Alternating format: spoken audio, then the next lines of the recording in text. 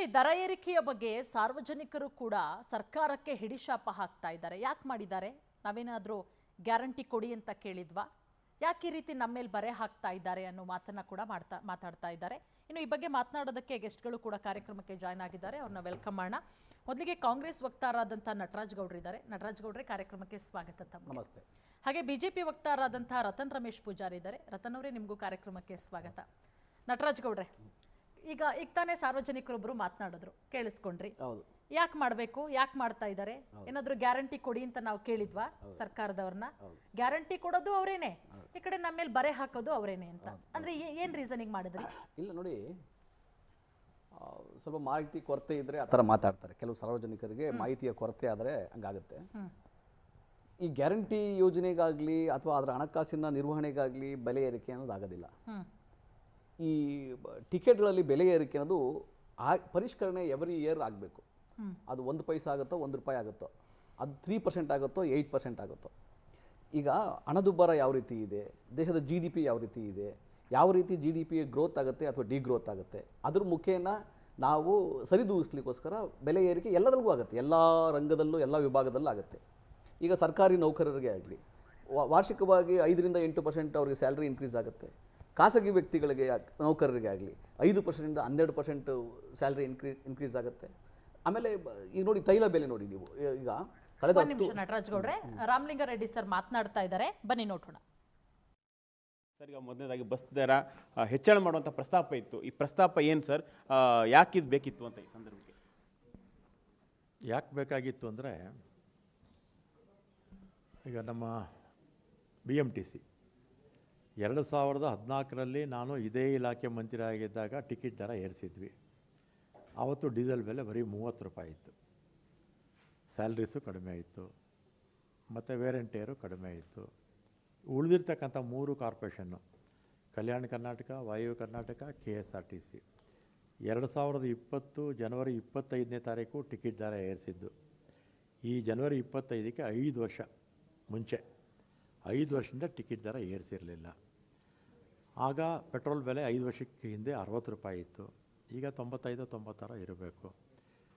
ಆಮೇಲೆ 5 ವರ್ಷಕ್ಕೆ ಮುಂಚೆ ಎರಡೇ ಉದಾಹರಣೆ ಕೊಡ್ತೀನಿ ನಿಮಗೆ. 9,16,00,000 ಡೀಸೆಲ್ಗೆ ಒಂದು ದಿನಕ್ಕೆ ಖರ್ಚಾಗ್ತಾಯಿತ್ತು, 4 ಕಾರ್ಪೊರೇಷನ್ ಸೇರಿ. ಈಗ 13,21,00,000 ಪ್ರತಿದಿನ ಖರ್ಚಾಗುತ್ತೆ. ಅಂದರೆ ಹತ್ತಿರ 4 ಕೋಟಿ ಪ್ರತಿದಿನ ಡೀಸೆಲ್ ಒಂದಕ್ಕೆ ಖರ್ಚಾಗುತ್ತೆ. ಸ್ಯಾಲ್ರೀಸು ನಮ್ಮಲ್ಲಿ 1 ಲಕ್ಷ ಜನ ಮೇಲಿದ್ದಾರೆ, ಅವರಿಗೆ 12,85,00,000 5 ವರ್ಷಕ್ಕೆ ಮುಂಚೆ ಒಂದು ದಿನಕ್ಕೆ ಖರ್ಚಾಗ್ತಾಯಿತ್ತು. ಈಗ 18,36,00,000 ಆಗ್ತಾಯಿದೆ. ಅಂದರೆ ಹತ್ತಿರ 5.25 ಕೋಟಿ ಅಷ್ಟು ಹಣ ಒಂದು ದಿನಕ್ಕೆ ಜಾಸ್ತಿ ಆಗ್ತಾಯಿದೆ. ಅಂದರೆ ಒಂದು ದಿನಕ್ಕೆ ಡೀಸೆಲ್ಲು ಸ್ಯಾಲ್ರೀಸಿಂದ 2ರಿಂದನೇ 10 ಕೋಟಿ ನಮಗೆ ಹೆಚ್ಚು ಖರ್ಚಾಗ್ತಾಯಿದೆ. ಆದಾಯ ಜಾಸ್ತಿ ಆಯಿತು, ಖರ್ಚು ಜಾಸ್ತಿ ಆಗಿದೆ. ಆದಾಯಕ್ಕಿಂತಲೂ ಖರ್ಚು ಜಾಸ್ತಿ ಆಗಿದೆ. ಇದ್ರ ಜೊತೆಗೆ BJP ಆಡಳಿತ ಮಾಡೋರಲ್ಲ, 5,900 ಕೋಟಿ ಸಾಲ ಇಟ್ಬಿಟ್ಟು ಹೋಗ್ಬಿಟ್ಟಿದ್ದಾರೆ. ಈಗ ಹರಿಶ್ಚಂದ್ರ ಥರ ಮಾತಾಡ್ತಾರೆ ಅವರು. 5,900 ಕೋಟಿ ಅವ್ರ ಸಾಲ ಇಡದೇ ಇದ್ದರೆ ನಾವು ಇನ್ನೂ ಒಂದಷ್ಟು ದಿನ ಮುಂದಕ್ಕೆ ತಳ್ತಾ ಇದ್ವಿ. ಅವರು ಸಾಲ ಇಟ್ಟಿದ್ದರಿಂದ ನಮಗೆ ಅನಿವಾರ್ಯವಾಗಿ ಸ್ವಲ್ಪ ಬೆಲೆ, ನಮಗೂ ಇಷ್ಟ ಇಲ್ಲ, ಆದರೂ ಅನಿವಾರ್ಯವಾಗಿ ಸಂಸ್ಥೆ ದೃಷ್ಟಿಯಿಂದ ಮಾಡಿದ್ದೀವಿ. ಆಮೇಲೆ ನಮ್ಮ ಯೂನಿಯನ್ನವರು ಕೂಡ ಗಲಾಟೆ. ಅವ್ರದ್ದೇನೆಂದರೆ, ನೀವು ಟಿಕೆಟ್ ದರ ಏರಿಸಿಲ್ಲ, ನಮಗೇನು ಸವಲತ್ತುಗಳು ಕೊಡಬೇಕು ನಮ್ಮ ಎಂಪ್ಲಾಯೀಸ್ಗೆ ಕೊಡೋಕ್ಕಾಗ್ತಿಲ್ಲ ಅಂತ ಅವ್ರದ್ದು ಕೂಡ ಗಲಾಟೆ ಇತ್ತು. ಮತ್ತು ನಮ್ಮ 4 ಬೋರ್ಡು, ಅವರು ಬೋರ್ಡ್ನವರು ಖರ್ಚು ನಮ್ಗೆ ಜಾಸ್ತಿ ಆಗ್ತಾಯಿದೆ. ಆದಾಯ ಜಾಸ್ತಿ ಆಗಿದ್ರೂ ಕೂಡ ಆದಾಯಕ್ಕಿಂತಲೂ ಖರ್ಚು ಜಾಸ್ತಿ ಆಗ್ತಾ ಇರೋದ್ರಿಂದ ನಮಗೆ ಸಂಸ್ಥೆಗಳು ನಡೆಸೋಕ್ಕೆ ಕಷ್ಟ ಆಗುತ್ತೆ, ಬೆಲೆ ಜಾಸ್ತಿ ಮಾಡಿ ಅಂತ ಕೇಳ್ಕೊಂಡಿದ್ರು. ಇವತ್ತು ಅನುಮೋದನೆ ಆಗಿದೆ.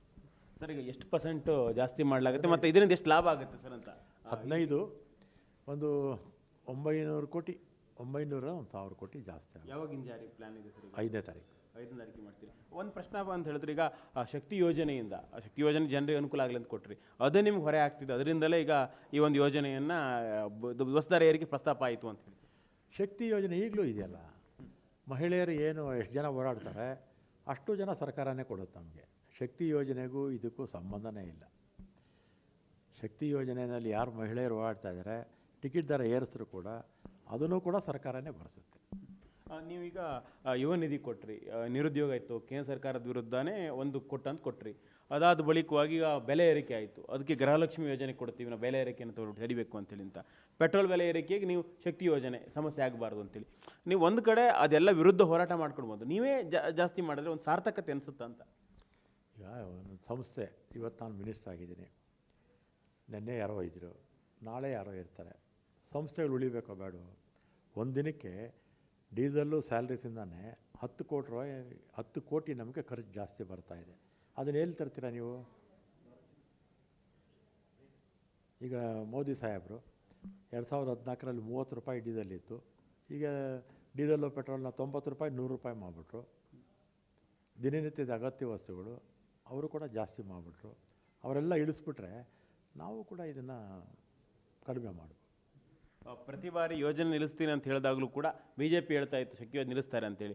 ಆವಾಗ ರಾಮಲಿಂಗಡಿ ಇಲ್ಲ ಅಂತಿದ್ರು. ಇದೀಗ ದಿವಾಳಿ ಆಗಿದೆ ಅನ್ನೋದು ತೋರಿಸ್ತೀರಿ, ಗೌರ್ಮೆಂಟರ್ ಬಳಿ ದುಡ್ಡಿಲ್ಲ ಅಂತೇಳಿ ತೋರಿಸ್ತಿದ್ದು ಬಿಜೆಪಿ ಆರೋಪ ಸರ್. ಇದು ಬಿಜೆಪಿಯವರಿಗೆ ಅವ್ರ ನಾಚಿಕೆ ಇಲ್ಲ ಜನ. 5,900 ಕೋಟಿ ಸಾಲ ಇಟ್ಟೋಗಿದ್ದಾರೆ ಅವರು. ಅದಕ್ಕೆ ಉತ್ತರ ಕೊಡಲಿ, ಯಾಕಪ್ಪ ಸಾಲ ಇಟ್ಟೋದ್ರಿ ಅಂತ ನಿಮ್ಮ ಟಿ ವಿ ಮುಖಾಂತರ ಅವ್ರಿಗೆ ಕೇಳ್ತೀನಿ. 5,900 ಕೋಟಿ ಸಾಲ, 1,000 ಕೋಟಿ 2,000 ಕೋಟಿ ಇಲ್ಲ, 5,900 ಕೋಟಿ ಸಾಲ ಇಟ್ಟೋಗಿದ್ದಾರೆ ಇವರು ನೀತಿ ಮಾತಾಡ್ತಾರೆ ಇವರು. ಓಕೆ, ಇದಿಷ್ಟು ಸಾರಿಗೆ ಸಚಿವ ರಾಮಲಿಂಗಡಿ ಅವರ ಮಾತುಗಳು. ಕ್ಯಾಮ್ರಾಮನ್ ಜಯರಾಮ್ ಜೊತೆ Rupesh Byndoor, power TV, Bengaluru. Yes, Nataraj ಗೌಡ್ರೆ, ರಾಮಲಿಂಗಾರೆಡ್ಡಿ ಸರ್ ಕೂಡ ಹೇಳ್ತಾ ಇದ್ರು, ಕೆಲವೊಂದಿಷ್ಟು ಕಾರಣಗಳನ್ನ ಕೊಟ್ಟರು ಯಾಕೆ ಏನು ಅಂತ ಹೇಳಿ. ಮಾತನಾಡ್ತಾ ಹೋಗ್ತೀನಿ. ಒಂದು